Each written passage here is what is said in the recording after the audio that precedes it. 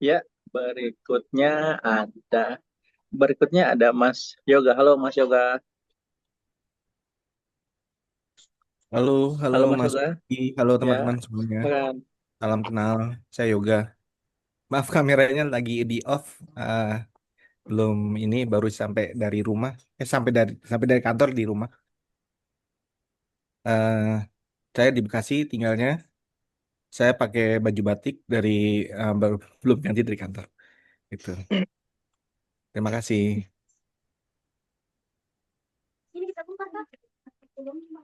Ya, kemudian tadi udah Ilma, ada Mas Yoga, ah ada Ibu Dewi. Halo Bu Dewi.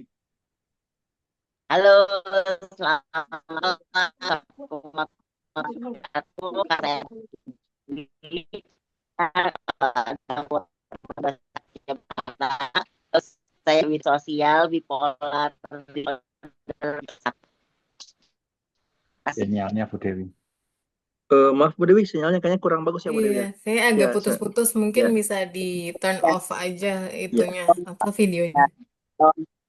Oke, oke. Kalau sekarang ini enggak Benih. jelek enggak Sudah suara? lumayan, sudah Udah lumayan. lumayan. Better, better. Ya, saya ulangi lagi ya. Assalamualaikum warahmatullahi wabarakatuh. Selamat Salam malam warahmatullahi. semuanya. Nama saya Raffi Dewi. Saya adalah Ketua Perhimpunan Jurusan Jakarta. Saya juga disabilitasnya psikososial, bipolar disorder tipe 1 gitu teman-teman. Makasih. Thank you Bu Dewi. Dan terakhir adalah sobat nulis, ada halo Henry.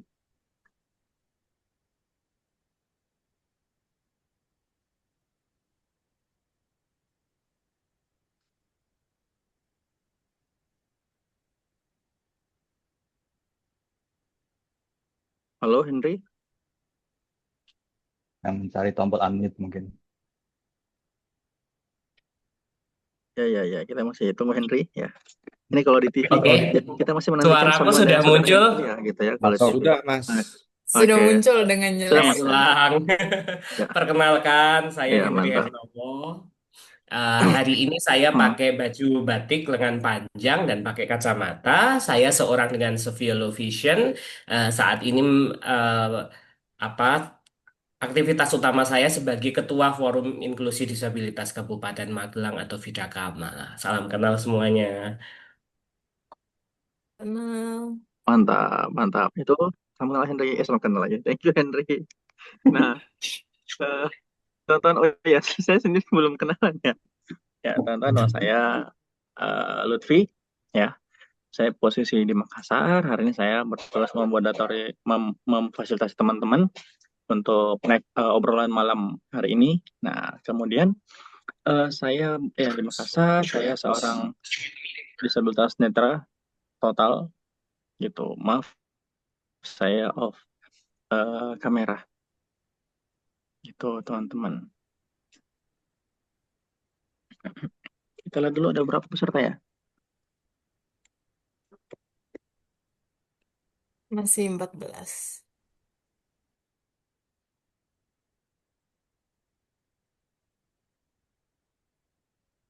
Aduh, kok ini nggak ada suaranya nih? Masuk Lutfi. Sabar, sabar, sabar. Ini Mm. kayaknya Zoom saya nih error.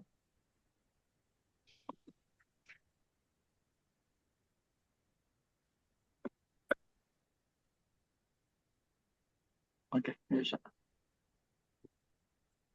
Ini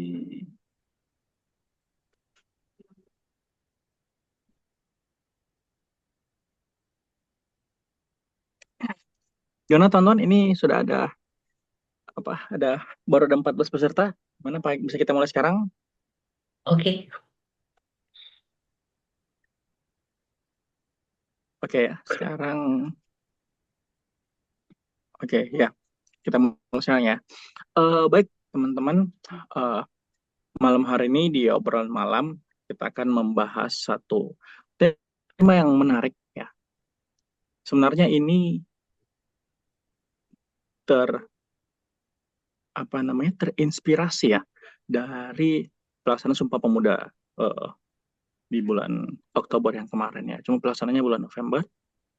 Nah, di mana kita saat ini menghadapi ada yang namanya gap generation ya antara boomer, milenial, dan Gen Z itu. Dan fenomena ini juga terjadi di kalangan teman-teman aktivis disabilitas. Di sesi pertama ini kita akan mendengarkan masing-masing pandangan dari tiap pemantik diskusi. Bagi teman-teman pemantik akan ada 2 pertanyaan yang saya ajukan. Yang pertama, bagaimana teman-teman melihat atau memandang generasi muda disabilitas dalam gerakan disabilitas ya, baik itu dalam opdis maupun luar opdis, bisa seperti itu. Kemudian pertanyaan kedua, bagaimana sih seharusnya generasi muda disabilitas memposisikan diri dan mengambil peran dalam gerakan itu. Gimana teman-teman? Ada yang mau ditanyakan sampai sini sebelum kita mulai sesi pertamanya? Sudah jelas. Oke, kalau gitu kita mulai saja. Saya mau mulai dari Henry. Nah, silakan Hen. Baik, terima kasih atas kesempatannya. Ketika kita bicara tentang pemuda dengan disabilitas, mungkin gambarannya saya lebih ingin meng-highlight remaja atau pemuda awal. Mungkin saya akan punya pandangan yang beda tentang bagaimana posisi pemuda ini di dalam isu penyandang disabilitas. Kenapa? Karena saya tumbuh kemudian beraktivitas dan kegiatan selama ini fokusnya memang di desa-desa dan di wilayah kabupaten. Yang saya inginkan sebenarnya pemuda dengan disabilitas itu dapat terlibat dan mengambil peran lebih agar isu-isu ini dapat tersambung. Tapi sayangnya, faktanya memang rantainya terputus, begitu Lutfi. Apa yang menyebabkan rantai ini terputus, terutama di kawasan kami di kabupaten, itu adalah 2 hal pokok. Yang pertama soal akses, yang kedua adalah urbanisasi. Akses ini meliputi semuanya, baik informasi, kemudian akses terhadap mobilitas mereka, karena dengan tinggal di pedesaan itu ongkos, kemudian layanan transportasi dan dukungan yang diperlukan itu juga sangat sulit. Banyak orang yang tidak tahu tentang isu ini, jadi mereka tidak tahu juga untuk mengakses ke organisasi ataupun lembaga yang terkait. Sementara bagi mereka yang privilege-nya lebih, itu lebih memilih untuk ke kota yang lebih besar, misalnya untuk sekolah, misalnya sekolah di SLB yang lebih baik, itu pasti SLB rata-rata memang di kota. Kemudian pindah ke SMA yang misalnya inklusi, lalu kuliah. Rata-rata orang Magelang itu ke Semarang atau ke Jogja. Ketika sudah jadi mahasiswa di sana, mereka tetap aktif sebenarnya, tetap bergerak di dalam isu ini. Bukan berarti mereka tidak mengikuti isu, tetap mengikuti. Cuman akhirnya mereka berdampaknya dan juga berkegiatannya adalah di Jogja sendiri. Itu yang bagi saya menjadi masalah karena ketika mereka pulang ke daerah asal atau ketika menengok ke Magelang, mereka tidak begitu sensitif terhadap tantangannya karena memang beda kultur, beda tantangan. Ibaratnya isu yang dibicarakan kami masih tertinggal gitu, membicarakan hal yang sama tapi levelnya agak berbeda. Itu yang saya rasakan. Jadi harapannya bagaimana memposisikan teman-teman pemuda dengan disabilitas ini setidaknya mereka tahu dulu siapa mereka, konteks wilayah atau tempat tinggal mereka dan juga tantangannya apa, sehingga bagaimanapun mereka nanti tumbuh di tempat lain ketika pulang ke daerah asal juga bisa berkontribusi. Kadang kabupaten itu malah menjadi penyuplai aktivis nasional ataupun di kota-kota besar. Tapi kami yang tumbuh setiap hari akhirnya bingung. Misalnya kadang contoh, ini contoh real yang kami hadapi. Teman-teman misalnya, Henry kenal dengan orang ini, dia sudah menjadi advokat, aktif sebagai ahli ini untuk disabilitas. Tapi begitu saya tanyakan ke berbagai opdis di kabupaten, mereka tidak tahu. Akhirnya ya itulah yang saya anggap dengan rantai terputus itu. Itu keresahan dan sekaligus fakta yang kami rasakan. Terima kasih.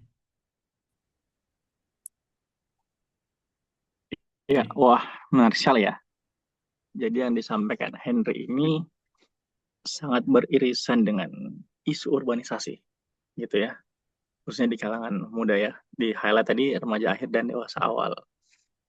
Nah, berikutnya mari kita dengar pandangan dari Pandaru ya. Silakan, silakan Pandaru.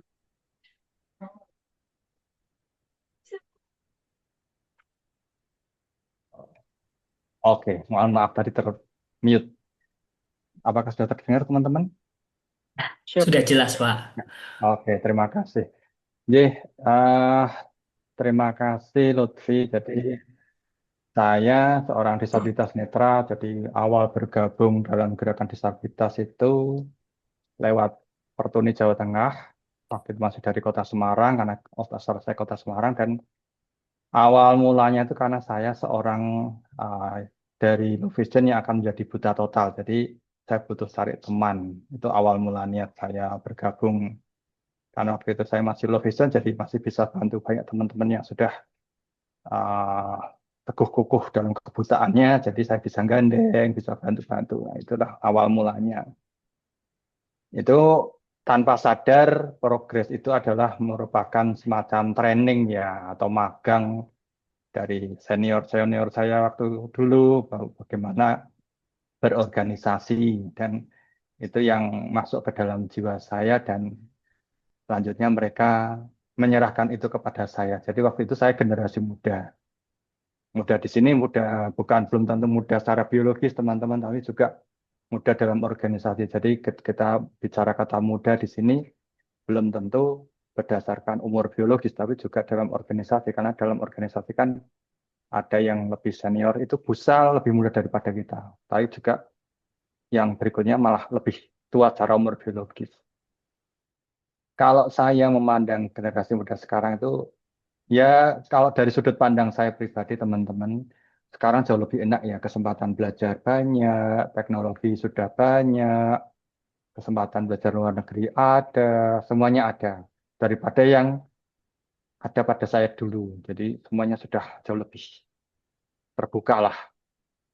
Dan saya memang kami dari Pertuni, terutama saya pribadi berharap memang perjuangan kaum disabilitas ini memang bisa dilanjutkan teman-teman dari generasi yang lebih muda, baik muda secara biologis maupun muda secara umur keorganisasian. Karena siapa lagi yang akan meneruskan? Karena kan semua harus berjenjang, semua harus dalam tongkat estafet yang berkelanjutan. Itu yang menurut saya begitu. Dan alhamdulillah banyak teman-teman generasi muda yang sekarang sudah banyak yang maju ya kayak Lutfi ini, Henry, itu kan luar biasa itu. Itu itu begitu Lutfi pandangan saya.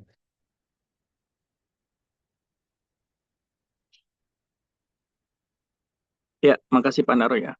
Berarti Pandaru lebih kepada merefleksikan gitu ya, bagaimana Ya, perjalanan organisasi Pandaru itu direfleksikan ke disabilitas muda yang sekarang gitu ya. Itu yang saya tangkap tadi.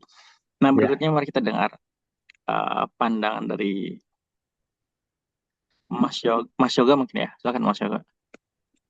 Ya, terima kasih Mas Duri. Ya, posisi generasi muda disabilitas dalam gerakan disabilitas itu kalau menurut saya sebelumnya ada perlu penyamaan definisi atau makna ya. Saya pertama kali mengenal organisasi disabilitas itu sudah usia 35. Sebelumnya saya mendapat kecelakaan, jadi saya menjadi dengan spinal cord injury itu usia sekitar 18 tahun. Tapi saya baru tahu pergerakan disabilitas usia 35. Jadi ada masa yang saya tidak tahunya. Terus yang kedua sekarang saya 46, tapi saya masih memandang diri saya termasuk generasi yang lumayan muda meskipun bukan muda seperti dulu ya. Menurut saya kalau dari kacamata saya yang mungkin beda dari teman-teman yang ada di sini, eh, terus terang saya jarang sekali menemui teman yang usianya lebih muda dari saya. Jadi rata-rata sepantaran atau beda sedikit gitu. Dan ini maksudnya yang ada di organisasi pergerakan disabilitas, jadi OPD, OPDIS gitu ya. Teman-teman yang generasi muda disabilitas itu yang saya temui itu yang lebih muda, kebanyakan saya temukan di lingkaran pergaulan ASN disabilitas atau dari NGO atau dari lembaga riset yang mereka menegaskan bahwa identitas kumpulan mereka adalah inklusif dan fokus pada pengembangan diri gitu. Jadi ada perbedaan apa namanya pengelompokan mereka. Jadi mereka tuh mengumpul pada suatu gerakan juga, suatu gerakan perubahan juga, atau suatu gerakan perbaikan juga, tapi tidak pada gerakan yang mainstream seperti yang kita ikuti gitu kebanyakan gitu seperti di OPD. Eh, jadi menurut saya generasi muda disabilitas itu ada dan sangat berdampak positif bagi lingkungan, tapi jarang dalam bentuk mainstream, dalam bentuk gerakan disabilitas seperti pada OPD. Yang kedua itu menurut saya pertanyaannya bisa juga diganti dengan what is the biggest risk to the disability movement today? Jadi apa risiko terbesar apa yang ada pada kondisi yang sekarang ini gitu. Kalau kita bisa identifikasi itu masing-masing kita punya penafsiran berbeda ya. Jadi masing-masing kita mungkin punya pemposisian diri mereka masing-masing atau ragam disabilitas tertentu itu punya posisi yang berbeda dari ragam disabilitas lain. Dan itu menurut saya nggak ada masalah, tidak ada yang benar, tidak ada yang salah. Yang penting itu eh, kita memikirkan tentang gerakan disabilitas itu ke depannya secara mendalam, secara sadar, dan berupaya ikut mendukung. Jadi ada tujuan besar atau cita-cita besar gerakan disabilitas dan kita memahami filosofinya dan kita mendukung. Apapun peran kita, sekecil apapun gitu. Saya dapat ini dari obrolan dengan teman-teman gelitik ya di sini. Waktu itu beliau bilang, saya nggak masalah di posisi apa saat saya berkontribusi gitu. Dan yang kedua, masalahnya tuh saya agak agak agak terinspirasi sama kejadian kepergian mendadak gitu. Jadi ada suatu suatu eh, masa di mana yang saat ini memimpin organisasi atau yang memimpin teman-teman disabilitas itu tiba-tiba nggak ada gitu dan tiba-tiba nggak ada itu akan berbahaya gitu kalau eh, estafetnya tidak berlanjut atau ada kegagapan dalam kelanjutan estafet gitu. Jadi itu sisi berbahaya dan ada cara memposisikan diri kita masing-masing terhadap sisi itu gitu. Kayaknya gitu aja ya. Eh, Terima kasih waktunya.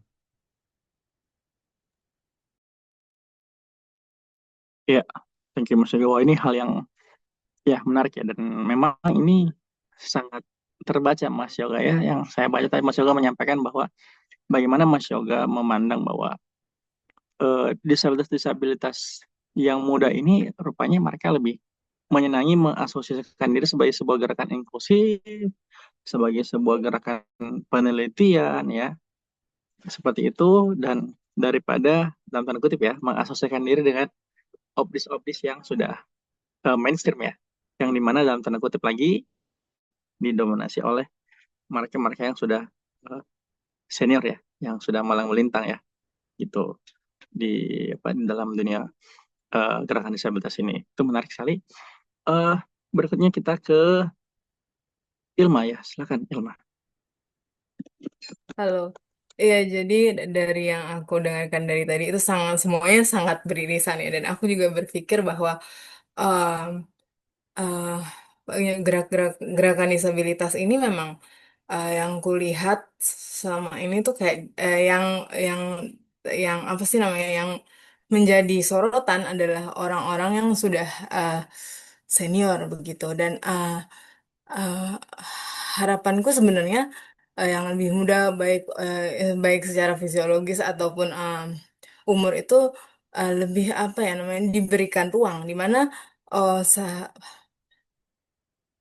eh, seharusnya eh, apa diberikan ruang itu dengan cara oh ya diberikan apa namanya seperti kayak passing the knowledge, like knowledge transfer eh di mana ya seperti apa kata Mas Yoga tadi ya, ya ketika eh, yang lebih senior itu mening ya pergi ataupun dia sudah oh yang pengen retired lah gitu atau pengen pensiun gitu ya, jadi ilmunya selalu ada dan akan lebih sustainable gitu dan hmm, eh, kan di sini kita berbicara bahwa oh ada juga yang beberapa enggak semua tapi ada beberapa yang berpikir bahwa eh, anak-anak muda itu kurang capable atau yang lebih muda dari gerakan yang sebelum yang bukan senior itu kurang capable karena mereka tidak memiliki kapasitas atau ilmunya gitu. Ya makanya itu harus di apa namanya ilmu itu harus diturunkan ke mereka-mereka yang muda supaya ya secara setara lah memperoleh eh, eh, pembekalan itu gitu. Eh, dan ya itu sih masalahnya sebenarnya. Dan harapanku sih gimana eh, penyandang disabilitas terutama yang muda-muda itu memosisikan diri ya mungkin em, ka- kalau dengan approach yang kita ada ini susah bahwa oh, mereka masih kurang percaya itu mungkin kita bisa minta mentorship gitu ke mereka yang sudah eh, lebih apa namanya berpengalaman dan ya sering aja negur bahwa oh ya ini tuh sebenarnya posisinya itu semuanya itu secara kolektif gitu nggak soal senioritas gitu secara egaliter lah semuanya memiliki peran yang sama untuk pemenuhan hak disabilitas itu sih pendapatku. Terima kasih. Ya, makasih Ilma. Jadi Ilma ini lebih melihat kepada bagaimana approach gitu kan. Dan Iya, karena bagaimana kadang-kadang harusnya kan ada ada senioritas gitu. ada betul betul sekali. Mm. Ya, senioritas ya memang Mm-mm. dan Dan yang tadi muncul itu tadi aja saya kan ya. menangkap yang saya garis bawahi adalah mentorship ya. Mm-mm, iya. Betul. Jadi apa istilahnya L4 ya.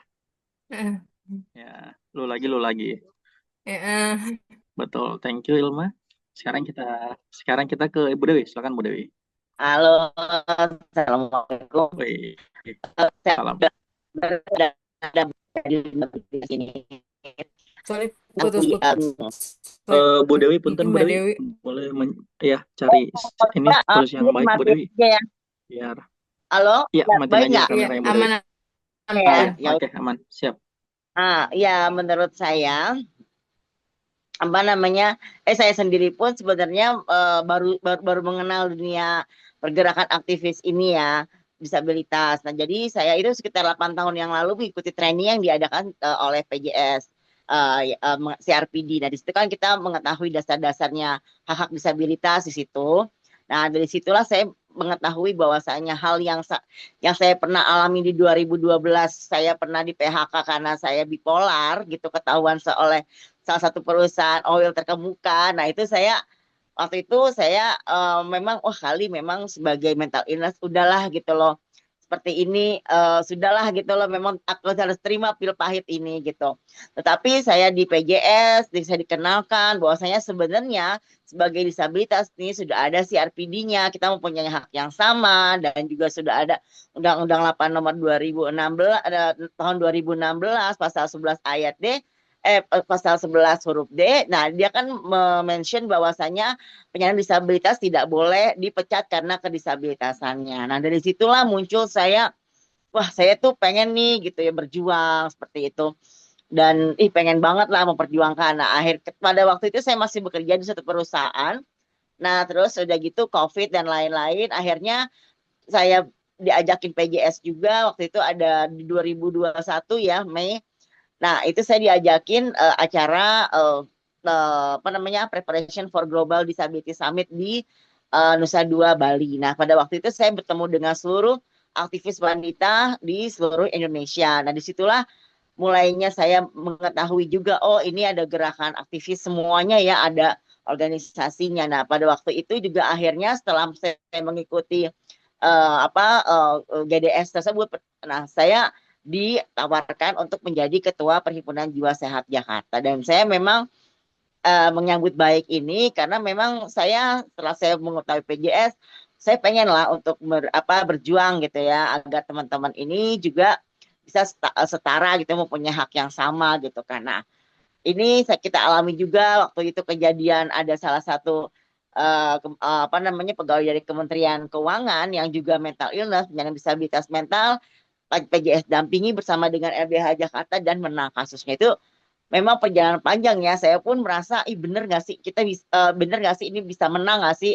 Karena memang kesulitannya daripada organisasi disabilitas yang ada ini. Jadi kita waktu itu memang ada 100 organisasi kalau nggak salah, dan juga ada beberapa pribadi individu gitu ya yang mendukung DH agar bisa bekerja kembali karena tidak bisa dipecat karena kedisabilitasan. Nah itu akhirnya menang gitu. Itu suatu perjuangan, dan juga saya senang gitu dia ada di situ. Nah, untuk kembali ke generasi muda, sebetulnya saya juga masih belajar di sini. Saya masih belajar bagaimana sih advokasi ini. Saya juga kan bukan backgroundnya hukum ya. Nah, itu saya belajar semua.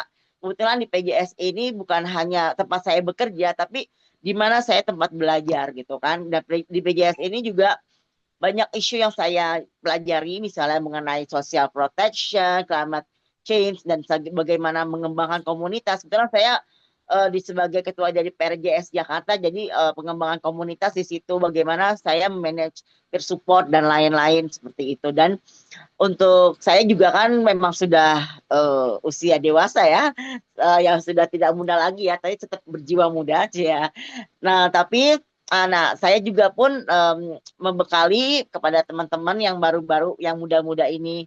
Jadi kalau misalnya pun ada undangan dan lain-lain, kita meminta untuk anak-anak muda ini agar lebih bisa maju gitu ya. Jadi tapi sebelumnya kita bekali dulu dengan ilmu-ilmunya. Kemudian misalnya mengenai climate change gitu, mau rapat, nah yang kita kasih briefing begini, ya udah gitu kan. Nah pokoknya kita juga kasih mereka basicnya, misalnya CRPD dan lain-lain gitu, sehingga ketika dia masuk kan, kita kan kalau misalnya ada acara kan bukan hanya nonton gitu ya, kita juga harus memberikan masukan seperti itu.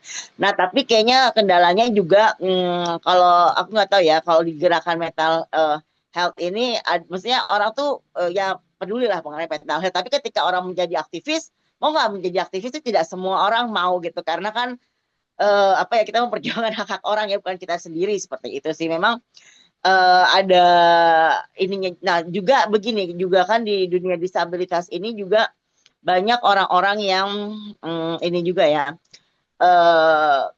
terbiasa untuk dikasih uang transport gitu. Sedangkan kalau di PJS sendiri saya juga nggak ada funding khusus ya. Tapi kita juga mengajarkan kepada teman-teman ya, kalau misalnya ada ilmu ya nggak usah uang transport itu belakangan lah. Yang penting kan ilmu dulu yang lebih berharga gitu. Jadi kadang-kadang kendalanya itu ya, kadang-kadang kok ada uang transport nggak, kayak gitu-gitu masih ada. Dan memang aktivis ini kita juga lagi mencari gitu ya, untuk regenerasi juga, kaderisasi juga. Nah biarin juga perjalanan ini bisa selalu berjalan gitu ya, perjalanan perjuangan kita seperti itu teman-teman.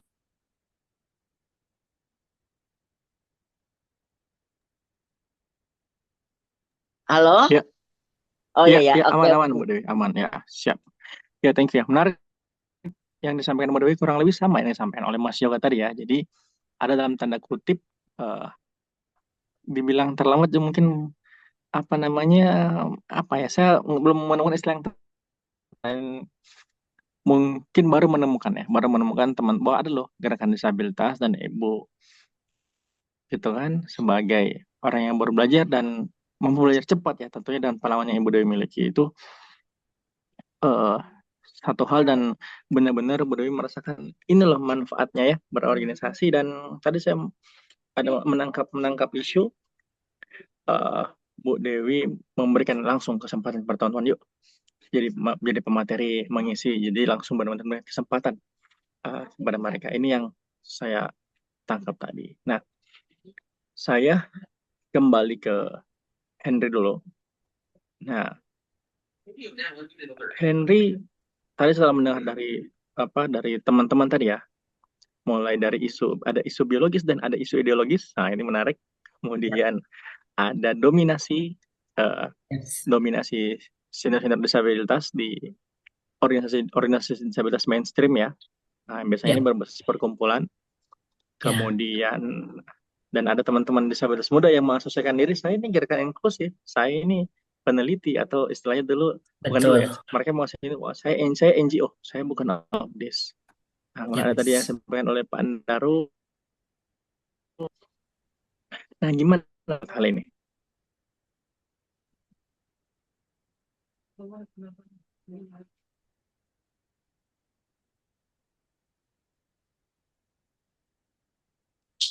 Hilang, Henry.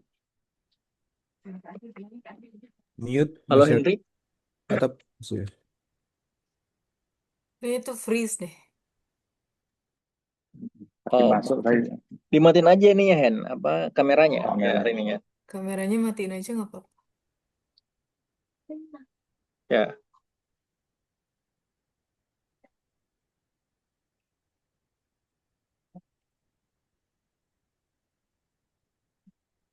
jadi sambil nunggu Henry ya. Oke, sambil nunggu Henry kita ke Pak Andaru dulu. Nah, Pak Andaru tadi melihat teman-teman ya. Berbeda dengan Pak Andaru yang masuk di dunia Obdis, ini dalam tanda kutip masih muda secara biologis gitu ya. Nah, ada teman-teman yang secara usia beda ternyata. Usia biologis dan ideologisnya berbeda. Kemudian ada fenomena urbanisasi ya, Henry bilang tadi. Kemudian ada fenomena di mana yang ini saya tangkap ya. Secara teman-teman ini melihat ada tren ya, bagaimana obdis mainstream ini rupanya didominasi oleh senior-senior disabilitas, dan disabilitas muda ini lebih senang ya mengasosiasikan diri sebagai gerakan inklusi ya, sebagai seorang peneliti, bahkan ada yang mengasosiasikan diri sebagai NGO bukan obdis. Silakan Pak Naro. Ya, terima kasih Lutfi. Suara saya masuk ya? Masuk. Masuk, Oke. masuk. Ya, terima kasih. Jadi memang ini fenomena menarik teman-teman. Jadi seperti yang tadi Bu Dewi sampaikan, Mas Yuka sampaikan, memang ada beda senior dan junior itu tidak bergantung hanya umur biologi, tapi juga uh, umur keorganisasian kita. Jadi kita masalah regenerasi ini kita lepaskan saja dari pikiran-pikiran tentang umur biologis, karena kita tidak tahu kapan kita atau teman-teman kita baru mengenal adanya gerakan disabilitas. Karena setahu saya sekarang itu banyak disabilitas yang dewasa atau menjadi dewasa disabilitas, terutama yang blind people ya. Jadi banyak yang usia dewasa menjadi disabilitas. Nah, itu kan kita harus bisa mengajak mereka untuk ikut dalam pergerakan, memperjuangkan hak kita bersama. Berarti kan mereka termasuk generasi muda. Atau juga yang kedua, memang fenomena tren yang organisasi-organisasi yang mainstream ya, kayak saya ambil saja Pertuni ya, karena organisasi saya sendiri ya, jadinya nggak nunjuk orang. Jadi memang di Pertuni ini ada yang welcome terhadap anak-anak muda, betul. Yang bisa sampaikan, kami di DPD Pertuni Jawa Tengah, kami selalu ada regenerasi, walaupun usia biologis kami bisa tua, tapi kami mempersilahkan untuk mengganti kepemimpinan. Jadi dari 2005 hingga sekarang itu nggak ada ketua DPD Pertuni Jawa Tengah yang rangkap kalau terpilih lagi. Jadi sekali sudah itu, biar memberi kesempatan yang lainnya untuk mau memimpin. Nah, kalau yang cabang yang lainnya memang ada yang waktu saya pertama kali masuk dia masih memimpin sampai sekarang. Betul sekali Lutfi, betul sekali itu. Jadi memang ini ya itu legowonya orang ya, dia mau menyerahkan kepada anak muda atau enggak, itu legowonya orang. Dan fenomena yang menarik sekarang memang organisasi-organisasi yang mainstream itu kurang diminati anak-anak muda. Mungkin karena kurang tepat, kalau istilah Jawanya satset ya, kurang tepat untuk menanggapi ya, itu memang itu. Tapi itulah fenomena. Dan dari yang heterogen ini, yang beraneka ragam ini ya, itulah pelangi-pelangi dalam gerakan disabilitas Indonesia. Jadi kita harus bisa saling mengisi dan memahami, karena itulah gerakan kita, dan bagaimana dari sudut-sudut pandang yang berbeda ini kita bisa menemukan dalam satu titik, yaitu Indonesia yang inklusif. Itu saja lebih. Halo, Lutfi, maaf, milikku barusan mati lampu. Oke, siap. Thank you, Her. Nah, saya mau memperdalam sedikit ya yang disampaikan Pak Andaru tadi. Menurut Pak Andaru sendiri, nah, sebagai seseorang yang ada di organisasi disabilitas yang dikategorikan sebagai apa namanya mainstream, seperti itu. Kira-kira hal apa sih yang membuat teman-teman disabilitas muda ini enggan masuk ke organisasi mainstream? Kenapa mereka nggak mau? Selain tadi apa, dalam tanda kutip ya, ada yang nggak legowo gitu kan? Nah, seperti itu. Ada apa sih sebenarnya Pandaru yang Pandaru lihat ya? Kalau dari sudut pandang saya ya, lebih, dan teman-teman semuanya, sudut pandang saya ini, karena kita berbeda cara pandang saja. Jadi kalau di organisasi mainstream itu kan gerakan kita tidak terlalu tidak terlalu lincah, itu saja, dan ya aktivitasnya itu cenderung berulang, monoton gitu. Jadi umpamanya kalau di organisasi kemasyarakatan seperti Paktun itu kan ya kayak pertemuan bulanan, kalau kita sebutnya kan arisan. Nah, anak-anak muda bosen, ngapain tiap bulan ketemu, ngapain harus datang, ngapain harus urunan gitu. Tapi yang saat ini secara biologis sudah senior, menikmati itu kenapa? Ketemu temannya, saling mensupport. Nah, itu yang dulu saya temukan justru di Pertuni itu, karena saling mensupportnya itu. Tapi kayaknya sekarang berbeda dengan anak-anak muda sekarang. Itulah. Jadi sudut pandang itu berbeda, karena seperti yang saya sampaikan tadi, bahwa keterbukaan kesempatan belajar sekarang banyak, jadi tidak harus lewat organisasi, tapi lewat sekolah sudah welcome. Inklusi sudah lebih banyak dari waktu saya ya, lebih banyak. Walaupun belum semuanya inklusi, tapi lebih banyak. Walaupun masuk SLB bisa, tapi kan pengetahuan itu sudah nggak harus lewat organisasi. Kita lewat buku langsung bisa. Ngapain harus ke organisasi yang harus begini, harus begitu. Mereka lebih senangnya cepat. Gitu. Jadi menurut saya kembali lagi sudut pandangnya loh sih, cara pandangnya. Betul. Nah, menarik sekali apa yang disampaikan Pandar tadi ya. Bisa di-highlight mungkin karena dalam tanda kutip organisasi mainstream ini udah gede ya. Ya. Jadi saya analogikan ibaratnya gajah mungkin atau ikan paus biru ya. Jadi geraknya susah. Kemudian kurangnya inovasi gitu kan. Ya. Kemudian apa namanya, ternyata ini dalam tanda kutip ya, ini dalam tanda kutip yang saya tangkap tadi, dijadikan ajang reuni ya, karena seneng ngumpul sama teman-teman gitu kan. Ya, ini apa namanya, kalau dalam ilmu psikologi ini terkadang tugas perkembangan ya. Jadi apa namanya, di usia-usia agak-agak atas ya, dewasa akhir dan sebagainya, itu mungkin lebih senang ngumpul ya, berbagi memori, asik, memori daun pisang Dan yang lucu kata lagi Henry. teman-teman. Jadi kalau Ya. dulu masih ada jam talking ya. Jadi kan masih kalau arisan ting, sekarang waktu menunjukkan itu, oh jamu api ya. Betul, mantap. Pamer sering HP-nya. Pamer jam. Saya jadi ingat itu kebiasaan saya Pandaru jam 7 di asrama. Jadi saya sengaja ke musola, terus saya nyalain mic dan saya pencet jam itu. Tang, sekarang jam itu di musola. Satu kompleks yang dengar.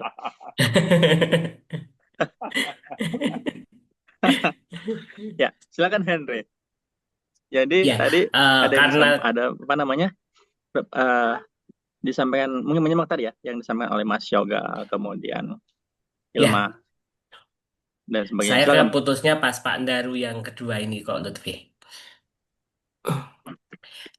Oke, kalau saya mungkin yang Pak Andaru akan ya? memulai menanggapi apa yang dikatakan Mas Yoga dan Mbak Dewi ini, saya kira menarik bahwa memang banyak orang yang dalam tanda kutip tahu atau terlibat langsung itu memang di usia yang lebih dewasa, Lutfi.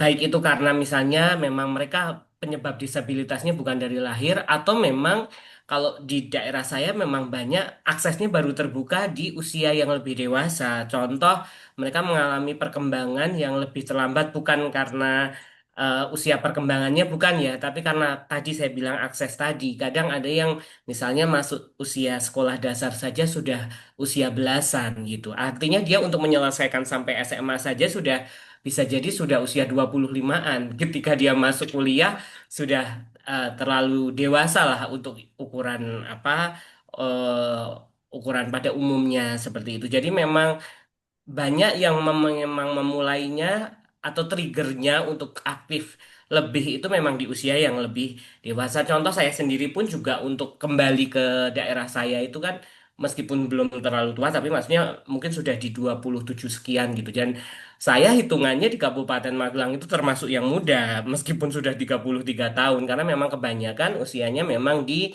eh, kisaran di 40 akhir dan 50. Begitu. Terus menanggapi apa yang dikatakan Pak Ndaru, saya sedikit sepakat bahwa memang kenapa didominasi oleh yang tua, kemudian mereka memang lebih banyak suka yang berkumpul, ya karena memang itu kebutuhan juga. Dan anak-anak muda yang lain kayak merasa ini bukan kebutuhan mereka, karena di era yang lebih digital itu banyak hal yang mereka bisa lakukan, mereka bisa pilih komunitasnya mau seperti apa tanpa mereka harus sebentar eh sebentar ya ini milik saya ada panggilan sebentar ya saya putus dulu.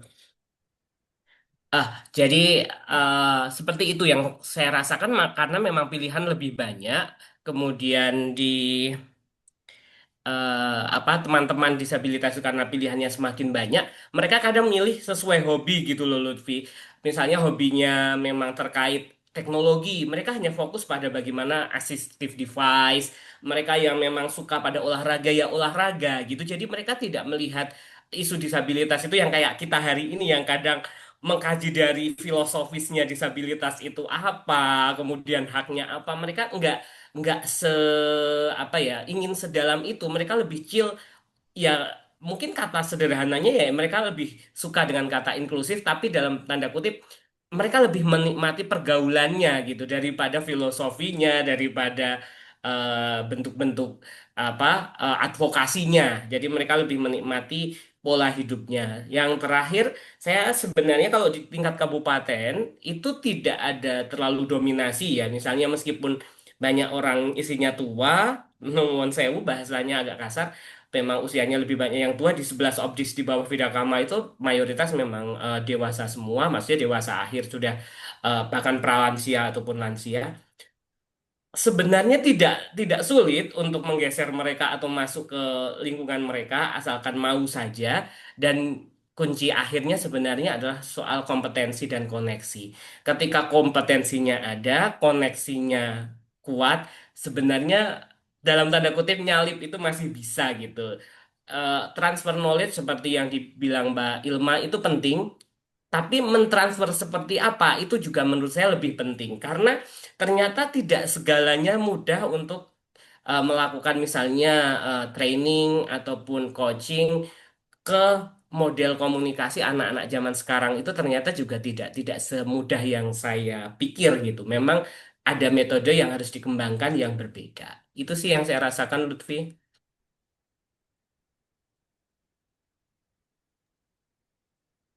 Ya, menarik sekali ya. Ada dua hal yang tadi menarik menurut saya. Nanti teman-teman boleh koreksi yang saya highlight. Bagaimana teman-teman disabilitas muda mereka lebih tertarik kepada isu-isu yang memang mereka senangi ya. Misalnya di bidang ekonomi, di bidang teknologi. Dan memang tren ini sudah sangat terlihat ya. Kemudian terkait dengan transfer knowledge. Nah, ini bisa kita lihat dari dua sisi ya. Bagaimana bagaimana dari senior ke junior dan junior ke senior. Ini dua sisi nih kita melihatnya. Ada yang mau diperdalam Hen di dua hal ini?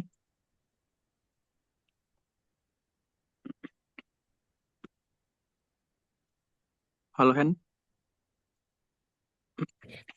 Sorry mute Lutfi, bisa diulang Ya, gitu. yang Siap. terakhir aja. Gimana? Oh, nggak Pertanyaan apa, yang nggak apa. terakhirnya.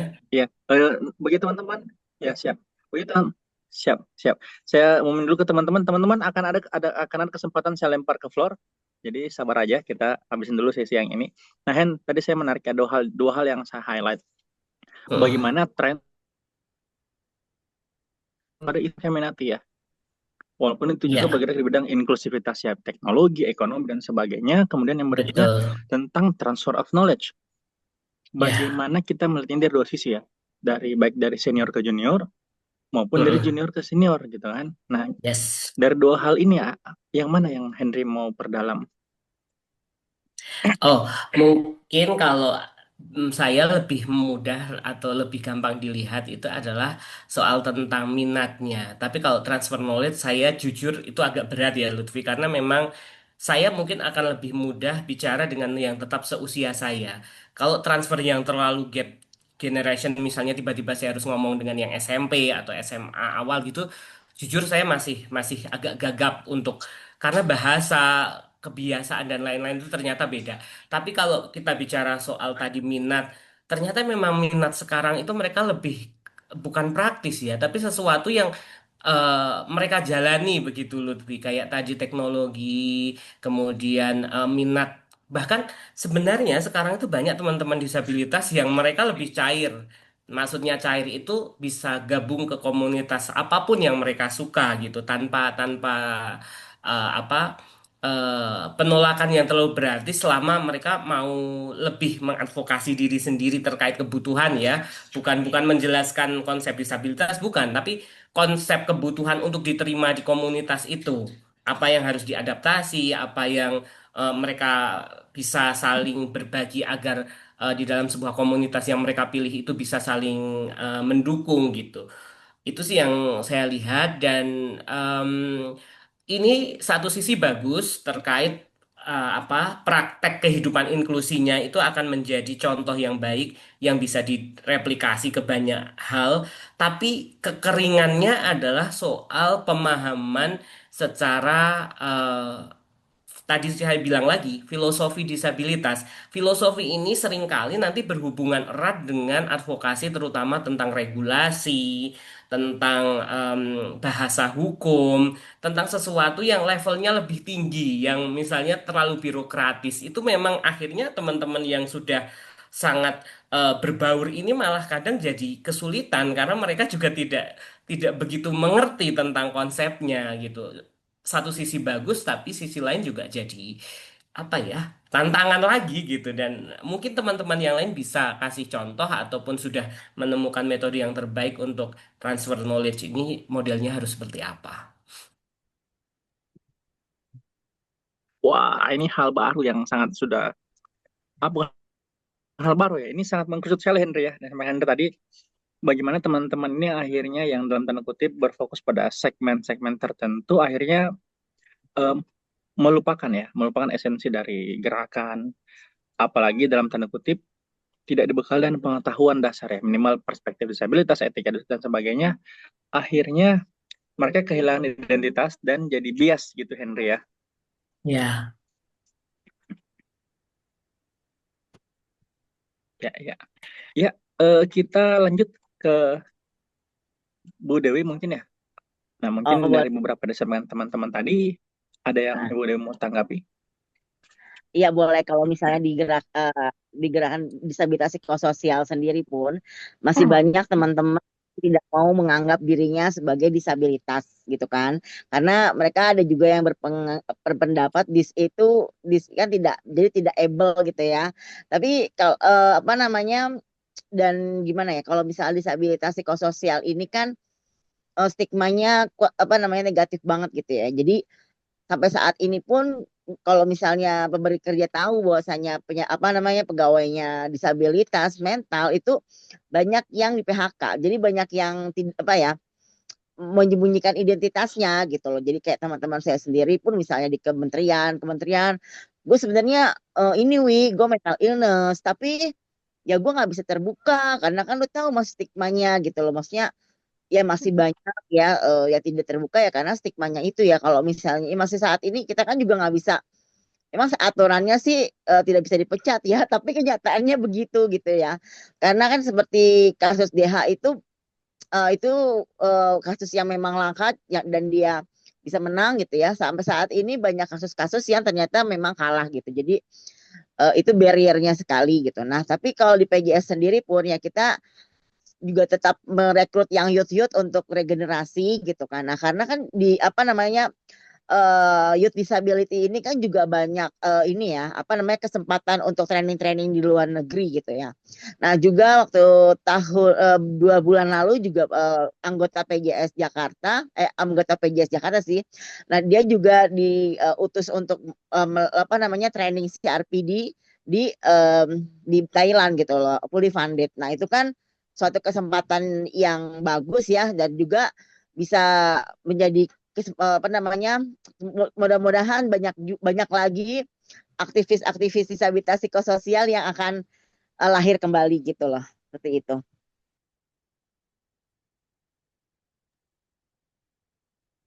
Iya, menarik sekali Bu Dewi ya. Jadi yang disampaikan Bu Dewi tadi ada harapan ya dan ada kesempatan yang diberikan. Nah, kalau Bu Dewi sendiri melihat apakah minat dari teman-teman disabilitas psikososial ini tinggi ya untuk mendalami dunia gerakan, apalagi tadi ada bahasa bahwa kan nggak mau dikategorikan sebagai disabilitas. Nah, tapi bagi mereka yang sudah menerima dirinya sebagai seorang disabilitas, apakah minat mereka cukup tinggi atau dari misalnya nih dari 100, let's say persentase ya, di yang Ibu baca sendiri itu berapa sih minat teman-teman, seberapa tinggi minat teman-teman di psikososial masuk dalam isu ini? Begini kan kalau misalnya ya kita pengen juga ya agar teman-teman disabilitas psikososial juga banyak bersuara gitu kan. Ya mungkin kalau misalnya kayak misalnya bukan benefit sih. Sebenarnya kan kayak misalnya disabilitas itu banyak apa ya kayak misalnya contohnya ya konsesi atau potongan harga ini kan mau ada kan ada beberapa kayak misalnya di kereta api gitu ya sudah ada diskon untuk disabilitas gitu. Nah itu mungkin kalau misalnya sudah ada manfaat-manfaat sebagai disabilitas apa gitu, mungkin banyak juga orang akan apa ya show up gitu loh, akan oh iya gue disabilitas gitu, oh tahu benefitnya ini. Jadi saya harapkan begitu ya, karena kan masih saat ini yang saya bilang tadi stigmanya sangat kuat gitu. Jadinya teman-teman juga banyak yang apa ya yang masih tidak berani untuk mengungkapkan bahwa dia disabilitas. Mungkin kalau misalnya sudah ada misalnya reasonable accommodation yang layak di dunia kerja ataupun di pendidikan, nah itu kan akan lebih banyak yang muncul lah gitu ya. Jadi kalau kayak misalnya saat ini kan sudah ada unit ULD ya, unit layanan disabilitas di kampus-kampus ya. Nah, saya harapkan juga akan bermunculan juga teman-teman disabilitas psikososial yang memang show up gitu ya. Karena kan sebagai disabilitas psikososial ini banyak teman-teman yang terutama di negeri-negeri ya kan karena kadang-kadang relapse teman-teman ini atau bagaimana gitu kan membutuhkan waktu yang lebih lama untuk kuliah gitu. Nah, tapi kenyataannya banyak Betul, teman-teman yang negeri sama jadi dia harus DO atau disuruh pindah atau disuruh resign atau disuruh pindah ke kampus lain. Kamu tuh nggak cocok di sini kan? Kayaknya nggak fair banget kalau ketika ketahuan bipolar gitu ya. Ini ada salah betul, satu ketahuan betul, bipolar. Kayaknya nggak cocok deh di sini. Udah deh kamu mendingan kayaknya kamu mendingan kamu pindah aja deh kampusnya. Padahal itu dia sudah di apa namanya dikit lagi dia mau lulus gitu kan. Kayak gitu kan juga semangat orang untuk betul, betul, ya betul, untuk ini kan jadi gimana gitu. Mau nggak aku ini misalnya mau nggak aku bantuin gitu betul, ya agar bisa lanjut lagi. Ah udah nggak Pak, udah nggak mood gini-gini udah bete gitu kan ya. Seperti itu maksudnya kita pun di betul, apa namanya betul, kalau disabilitas ini ya kayak misalnya yang muda-muda lah misalkan ini kan muncul-muncul ketika disabilitas mental nih psikososial ya terutama muncul-muncul di SMP misalnya SMA gitu bukan dari kecil gitu kan.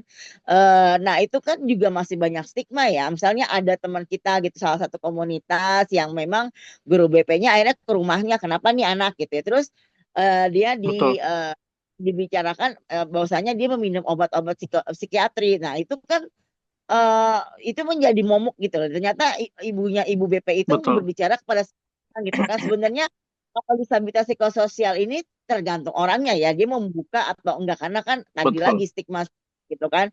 Kalau kayak saya sih saat ini sudah saya terbuka karena tapi saya sebelumnya nggak berani juga karena kan saya dulu masih berekspektasi oh saya mau kerja di satu perasaan gitu ya. Saya nggak bisa nih bilang gitu. Jadi saya meng-hide itu tapi sekarang saya betul, sudah bekerja di betul, saya ya ini betul, mungkin memang betul, dalam hati saya terdalam saya ingin memperjuangkan disabilitas gitu. Ternyata itu terjawab oleh Tuhan ya dan saya alhamdulillah bekerja di sini dan memang sudah yang tepat gitu ya. Saya juga bisa berguru dengan Mbak Yeni gitu ya yang memang betul, dia betul, ini ya itu bagaimana maksudnya betul, betul, tanya betul, aku tuh baru banget gitu ya maksudnya ber, waktu itu aku ke Jakarta betul, misalnya betul, ada gitu ya. Dewi, ayo ikut yuk kita ke DPRD gini-gini. Pas saya melihat bagaimana caranya Mbak ini berbicara, cara dia bicara dan lain-lain itu saya belajar. Saya benar-benar dari nol dan saya saat ini pun saya masih belajar ya. betul, Saya juga berarti belum ya, saya betul, belum dari kata betul, betul, saya memang ya kan bagi betul, saya belajar itu tidak ada kata terlambat gitu. Dan saya sekarang malah justru di usia saya betul, 24 saya semakin eager to know gitu ya. Banyak saya belajar banyak hal di sini. Saya kebetulan betul, juga passionate betul, ya. Jadi kayaknya betul, betul. itu menangkap gitu loh Mas Lutfi. Ya, betul sekali Bu Dewi. Jadi teman-teman disabilitas psikososial ini menghadapi tantangan yang lebih ya, bahkan bukan double-double ya, multi ya. Bagaimana apa tantangan dari kondisi psikososial itu sendiri, mungkin ketika dibuka pressure dari lingkungan, ya termasuk juga dari pressure of this sendiri itu memang ada, memang realita. Jadi memang ini jadi hal yang sangat menarik ya. Jadi kalau kita bahas spesifik di dalam isu disabilitas psikososial. Nah sekarang kita berpindah ke eh, Ilma ya. Halo Ilma, Halo, masih di sana? masih. Oke, nah silakan Ilma. Ada yang mau ditanggapi dari yang disampaikan teman-teman tadi?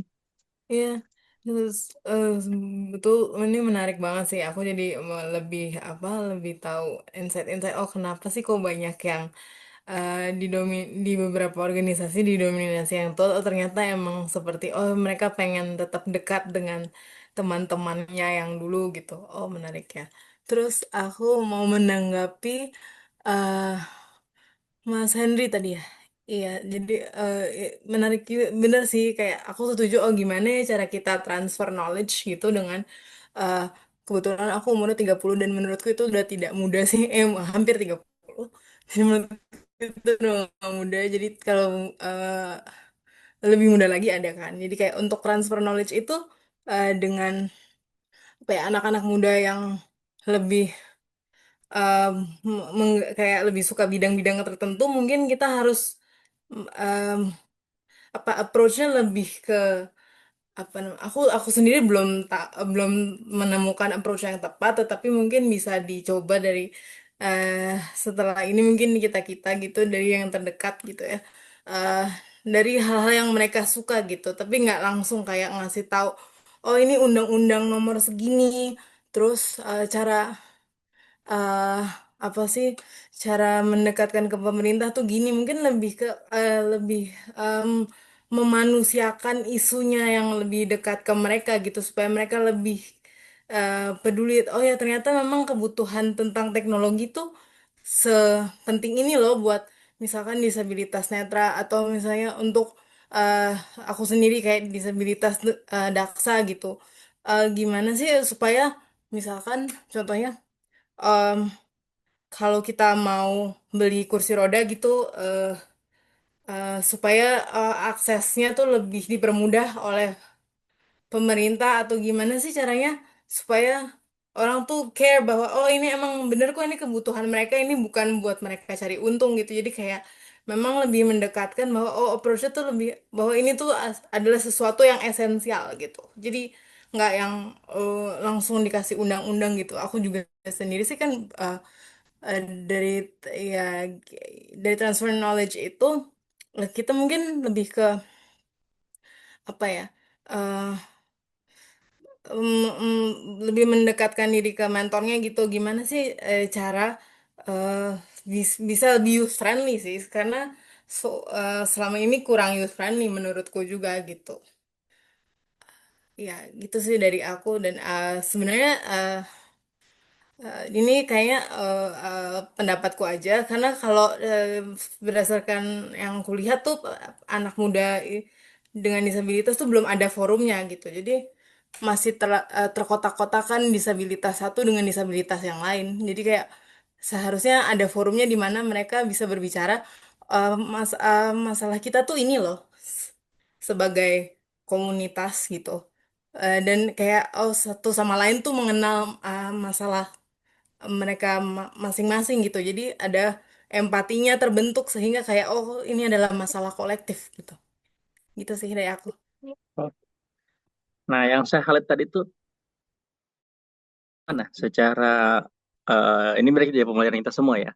Menurut Ilma sendiri, secara lebih real atau secara lebih konkret, youth friendly itu dalam transfer knowledge di gerakan ini itu gimana gitu? Ada nggak contohnya?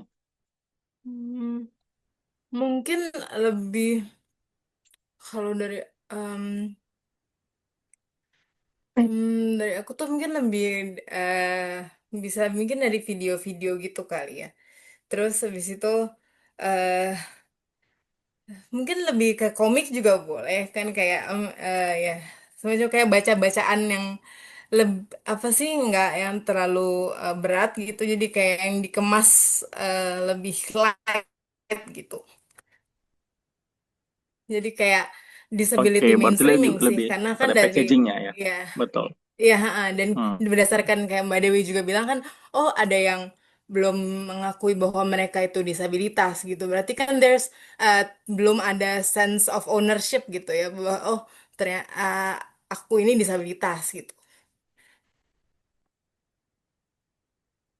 gitu sih ya. betul, betul. Berarti lebih pada penggunaan media kreatif gitu-gitu ya, Mm-mm, Mbak mm-mm, Elma ya. mm-mm. Betul, betul. Ya. Nah, betul. Nah, sekarang kita ke sebelum saya lempar ke floor, kita ke Mas Yoga dulu. Silakan Mas Yoga. Siap, siap. Terima kasih Mas Lutfi. Ya, Iya, seperti tadi di awal sebelum kita mulai diskusi, sempat tadi ada yang bilang silakan roasting pendapat saya gitu. Kalau ada, tapi saya kenyataan saya malah melihat ada hal-hal baru, ada yang sudut pandang yang nggak saya lihat sebelumnya. Jadi bukan sekedar saya nggak katakan, tapi nggak saya ketahui sebelumnya. Seperti misalnya youth dengan disability gitu, atau cara transfer knowledge gitu. Jadi ini ada hal-hal baru yang baru saya peroleh di sini. Jadi menurut saya salah satu bentuk transfer of knowledge-nya yang bisa adalah ngobrol seperti sekarang. Jadi eh, dengan bicara seperti ini, jadi kita tahu hal-hal baru dan kita nggak merasa sedang digurui atau sedang belajar di ruang kelas gitu. Jadi saling memperkaya aja gitu. Jadi mungkin harus lebih banyak ngobrol kita ya di antara disabilitas ini. Termasuk mungkin dengan eh, yang lebih tua dan senior-senior itu tadi gitu. Jadi persepsi mereka tentang kita bisa pelan-pelan dikikis dan kita juga mungkin dapat belajar hal-hal baru dari ngobrol itu gitu. Tinggal gimana caranya supaya lebih banyak forum ngobrolnya itu gitu ya. Jadi supaya bisa dimulai dari hal-hal kecil atau hal-hal yang ringan-ringan sampai nanti hal-hal yang berat kita sudah biasa ngobrol, sudah seperti kawan yang sedang reunian gitu ibaratnya. Dan jangan lupa juga apa namanya? Mungkin yang sedang terjadi ini seperti peralihan dari ojek pangkalan jadi ojek dengan eh, aplikasi online. Jadi sebenarnya sama-sama mengantarkan kita ke suatu tempat gitu. Tapi sekarang sedang ada peralihan itu gitu. Jadi yang teman-teman yang sekarang aktif di NGO atau sedang di organisasi riset atau di forum-forum inklusi lainnya gitu, jangan lupa juga kalau kita sedang mengurusi dunia supaya dunia ini lebih baik lagi buat teman-teman disabilitas gitu. Supaya ada akses yang lebih baik untuk transportasi, pendidikan, kesehatan, pekerjaan, dan lain-lainnya yang masih banyak PR-nya gitu. Itu aja sih. Jadi jangan jangan terlalu Ya, dianggap ya. berat, Nah, tadi ya. ya. Tapi juga jangan ditunda-tunda sampai semuanya sempurna gitu. Jadi ngobrol aja seperti sekarang ini lebih banyak. eh gitu aja menurut saya. Terima kasih. Nah, nah ini hal yang menarik tadi. Tadi Mas Yoga menggunakan analogi opal sama ojek dalam aplikasi ya. Nah, terus dikaitkan tadi Mas Yoga bilang kita perlu ngobrol nih gitu antar generasi. Nah, bagaimana Mas Yoga? Bagaimana Mas Yoga ya melihat ketika kita sebagai, let's say ya, katakanlah saya sebagai ojek online, ini ngobrol sama senior opal ya, yang notabene-nya dalam tanda kutip sedikit head to head, ini terjadi ya, ini terjadi ada sedikit head to head antara disabilitas senior dan disabilitas yang junior, yang senior merasa punya koneksi dan kompetensi, kemudian yang junior merasa saya punya ilmu yang lebih baru, gitu kan, ilmu yang lebih masuk sekarang, inklusif nih, lebih sustain nih punya saya nih, gitu. Gimana Mas William melihat ini? Iya, Mas. Iya, jadi eh, memang jadi dengan ojek online, maksudnya dengan analogi ojek online dengan organisasi baru yang teman-teman yang lebih muda ini, memang diakui kelemahannya adalah menghadapi apa namanya pendekatan-pendekatan terhadap pembentukan aturan baru, regulasi baru itu masih masih kurang ya, atau malah mungkin kesannya masih menjauhi atau eh, kurang minat gitu. Nah itu yang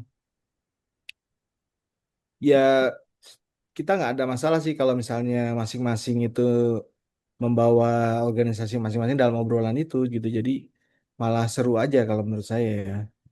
Terus attitude juga penting kalau menurut saya. Jadi sikap rasa paling benar atau tidak mau menerima pendapat orang lain tuh yang harus harus belajar kita kurangi gitu. Ya kita sadar sendiri gitu. Mungkin kalau kita masih ada itu ya pelan-pelan kita kurangi. Atau misalnya pada saat mulai obrolan itu sampaikan saja moderator atau eh, chairnya menyampaikan eh, kita di sini dalam apa namanya posisi yang sama setara gitu. Jadi tolong jangan menyalahkan dari awal, dengarkan dulu masing-masing pihak apa yang ingin disampaikan, baru kemudian menyampaikan pendapatnya gitu. Oke, seperti itu kayaknya perlu dicoba deh. Kalau menurut saya perlu dicoba gitu. Seperti yang Betul, betul, betul. Wah, ini menarik ya. Berarti memang, ya, gimana ya saya, Kak? Mas Lutfi. Makasih Gimana Mas. Mas, Kak? Udah Tadi kepotong. itu aja Mas. Makasih Mas. Oh, gitu. Oh, iya. Oke, thank you Mas Yoga. Berarti memang yang saya tahu tadi Mas Yoga menyampaikan adalah perlu ada saluran, gitu ya. Ada saluran, ada media gimana kita bisa ngobrol bareng tentunya dengan attitude, gitu. Nah, teman-teman, nggak kerasa kita sudah ada di akhir, mau di akhir kegiatan ya. Mungkin saya kasih sebelum saya tutup, eh mas ada yang mau nanya, tapi singkat banget, ditujukan ke satu satu pemantik. Ada yang angkat tangan ya nih? 1 sampai 5, 5. Ada yang angkat tangan ya. Nah, jadi saya memberikan waktu masing-masing 1 menit untuk closing statement buat teman-teman di topik kita malam ini. Ya, bagi teman-teman yang mau gabung di grup diskusi Gelitik itu ada di share ya. Ini pun menjadi waduh ada Jos ya. Nah jadi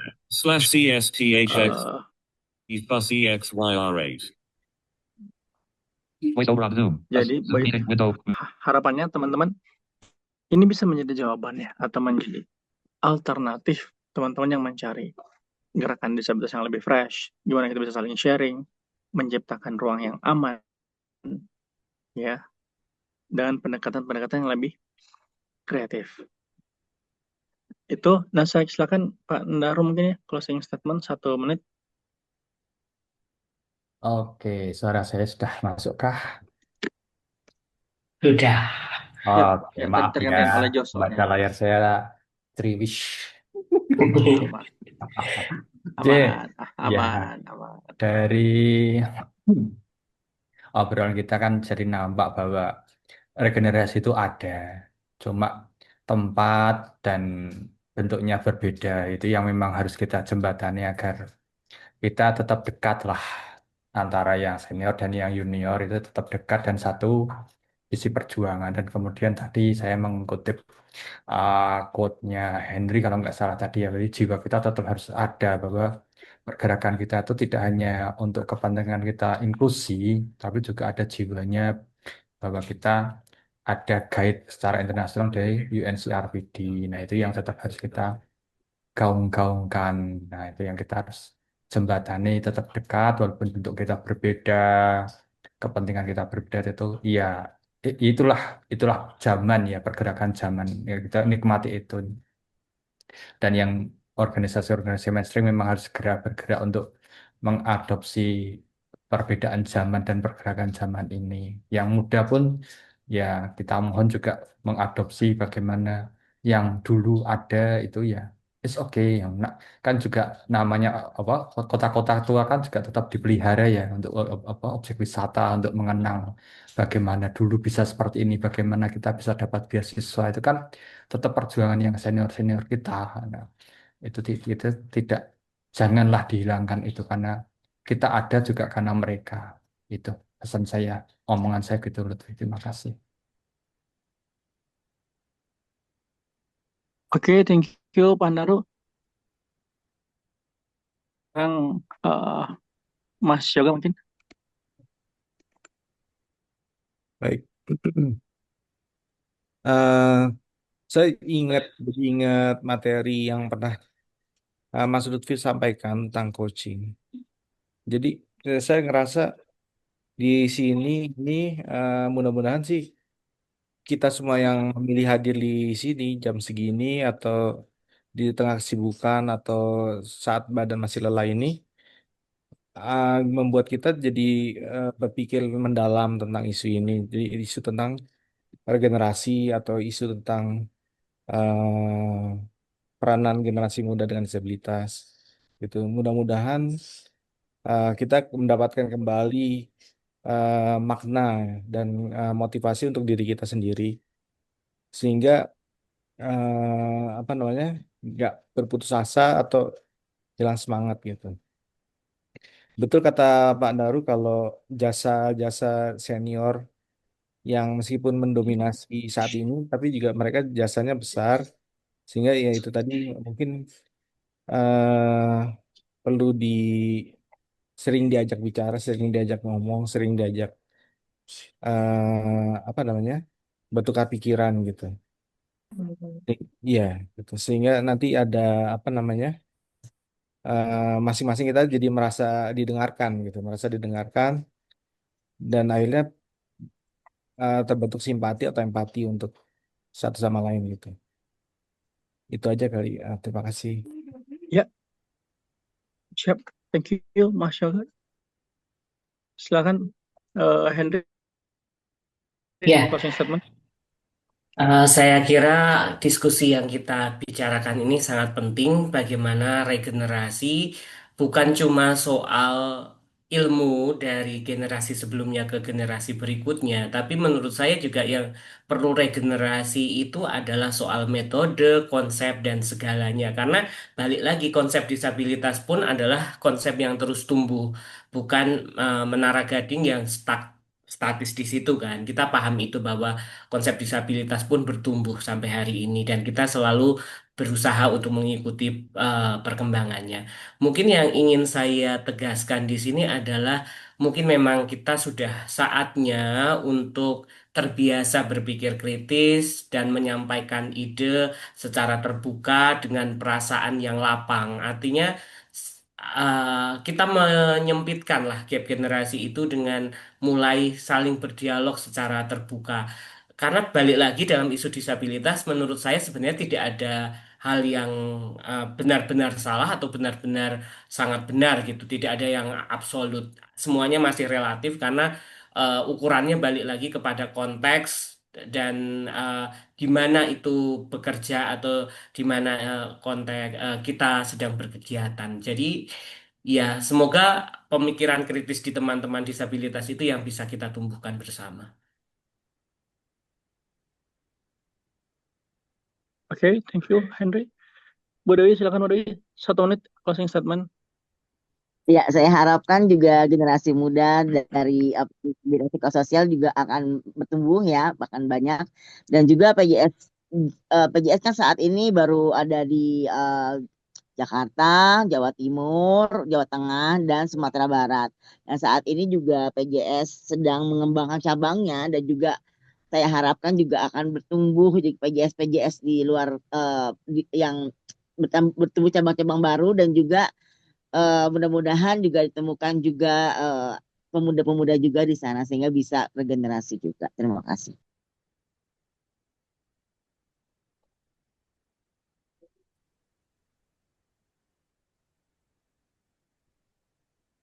Halo Bu Dewi. Ya udah itu aja statementnya. Jadi Oke, ya.